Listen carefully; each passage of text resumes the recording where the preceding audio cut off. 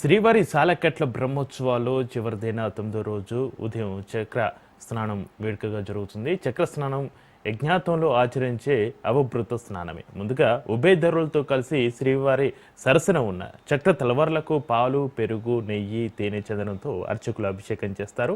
ఈ అభిషేక కైంకర్యాన్ని అందుకొని చక్ర తలవారు ప్రసన్నుడవుతాడు. చక్ర స్నానం సమయంలో అధికారులు, భక్తులందరూ పుష్కరిణిలో స్నానం చేసి యజ్ఞఫలాన్ని పొందుతారు. మనము తిరుమల నుంచి ఇప్పుడు లైవ్ చూద్దాం.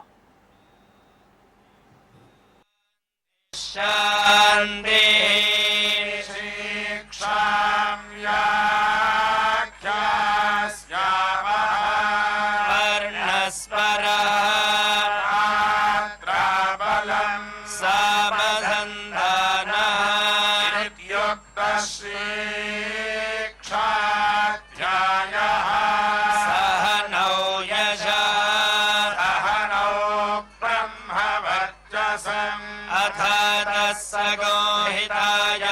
उपनिषदव्याख्यास्यामस्वधिकरणेषु अधिलोकमधिज्योतिषमधिविद्यमधिप्रजमध्यात्मम् रामः सगोहिता इत्याचक्षते अथाधिलोकम् पृथिवी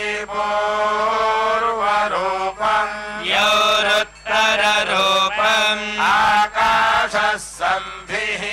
वायुस्सन्धानम् इत्यधिलोकम् अथाधिज्योतिषम् अग्निः पूर्वरूपम्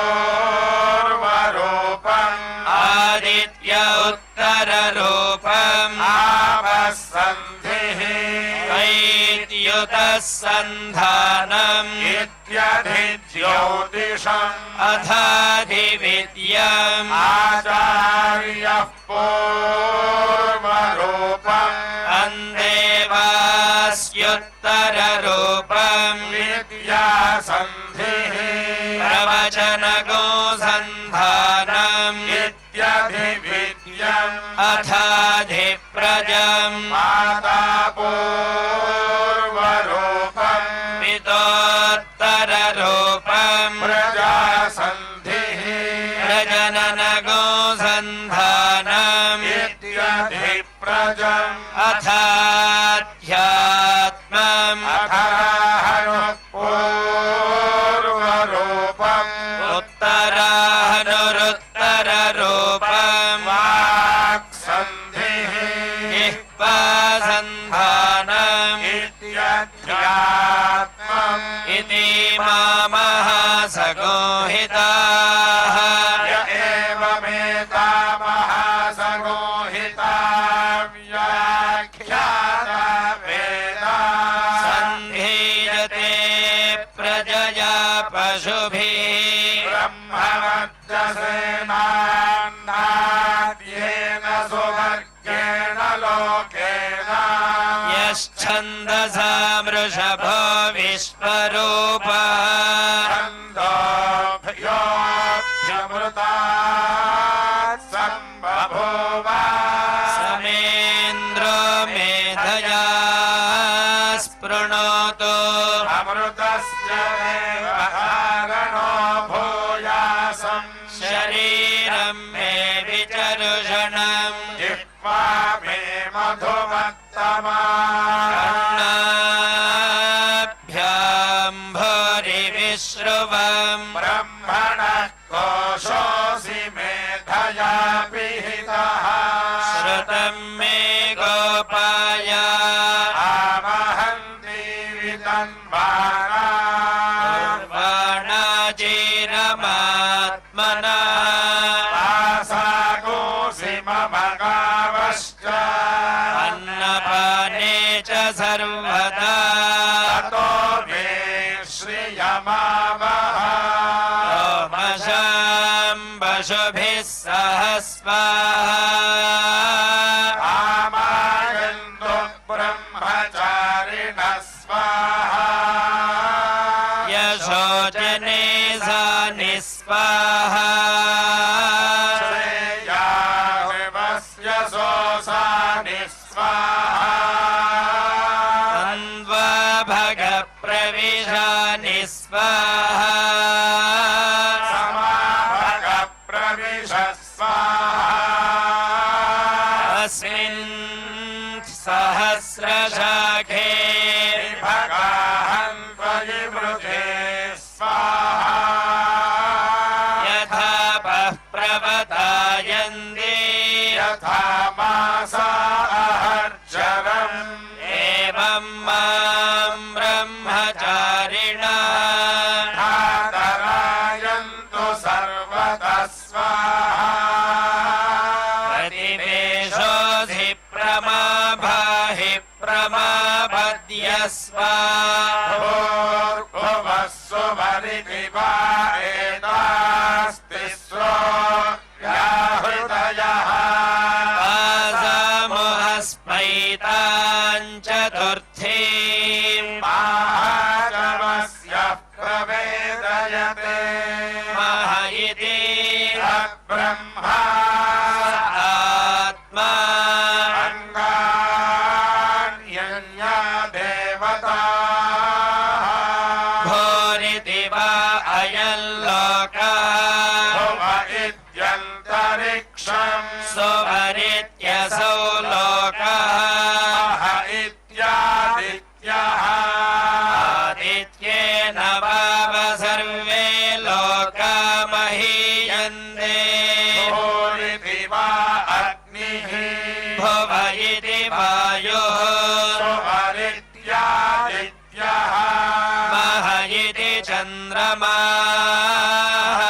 चन्द्रमसा वाव सर्वाणि ज्योतिगोषि महीयन्ते भूरिति वार्चः भुव इति सामानि सुवरिति यजोगोषि मह इति ब्रह्मा ब्रह्मणा वाव सर्वे वेदा महीयन्ते भूरिति वै प्राणः भुव इत्यपानः सुवरिति व्यानः मह इत्यन्नम् अन्नेन वाव सर्वे प्राणा महीयन्ते ताव एताश्चतस्रश्चतुर्था चतस्रश्चतस्रो व्याहृतयः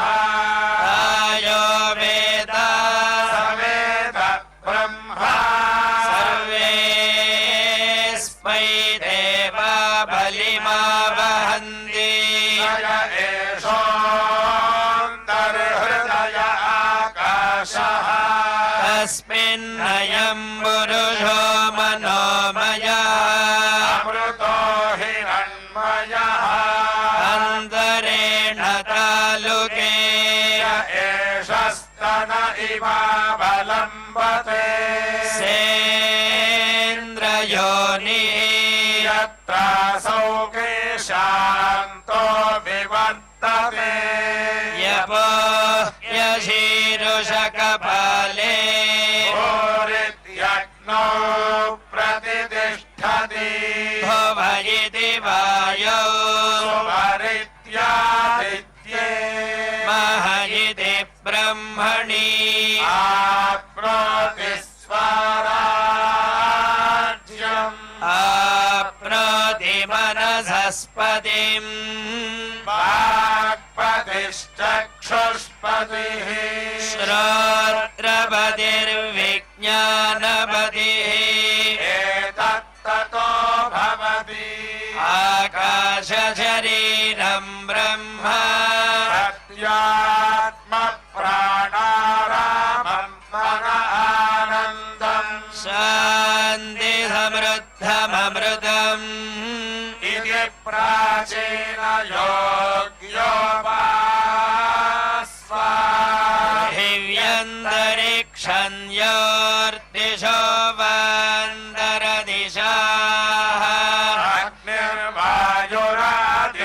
अग्निर्वायुरादित्यश्चन्द्रमा नक्षत्राणि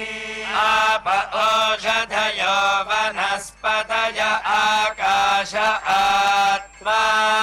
इत्यधिभूतम् अधाध्यात्मम्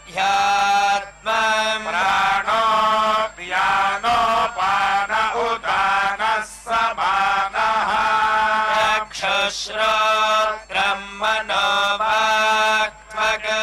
चर्मभागो सकृष्णवास्थिमज्जा एतदधिविधाय ऋषिरवोचत् पाङ्गं वा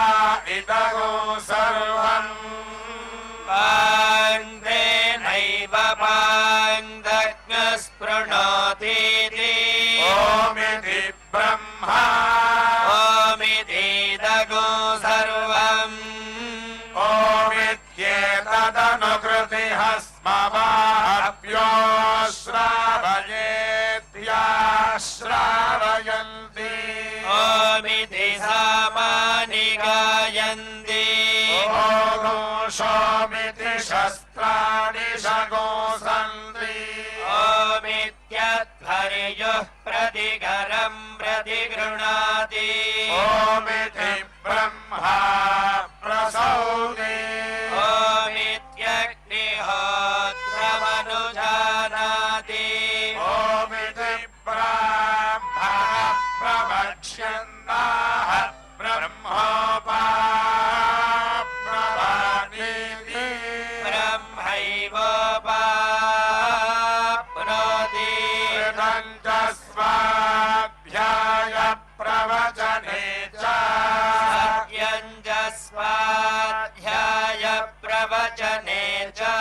तपश्च स्वाध्याय प्रवचने च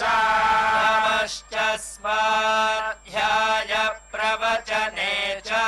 शमश्च स्वाध्याय प्रवचने च अग्नयश्च स्वाध्याय प्रवचने च अग्निहोत्रं च स्वाध्याय प्रवचने च अविधयश्च स्वाध्याय प्रवचने च मानुषं च स्वाध्याय प्रवचने च प्रजा च स्वाध्याय प्रवचने च प्रजनश्च स्वाध्याय प्रवचने च प्रजातिश्च स्वाध्याय प्रवचने च सत्यमिति सत्यवचाराधीतरः तप इति तपो नित्यः पौरुषिष्टिः स्वाध्याय प्रवचने एवेति नाको मौद्गल्यः तद्धि तपस्तद्धि तपः अहं वृक्षस्य रेरिव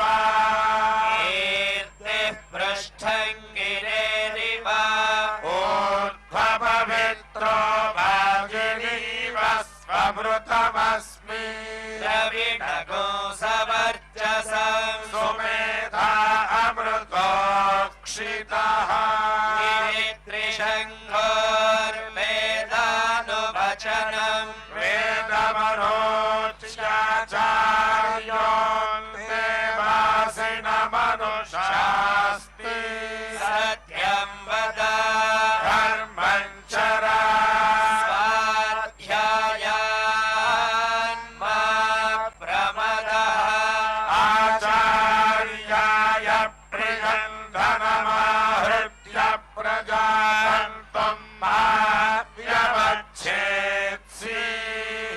सत्यान्न प्रमदितव्यम् धर्मान्न प्रमदितव्यम् कुशलान्न प्रमदितव्यम् भूत्यैन प्रमदितव्यम् स्वाध्याय प्रवचनात्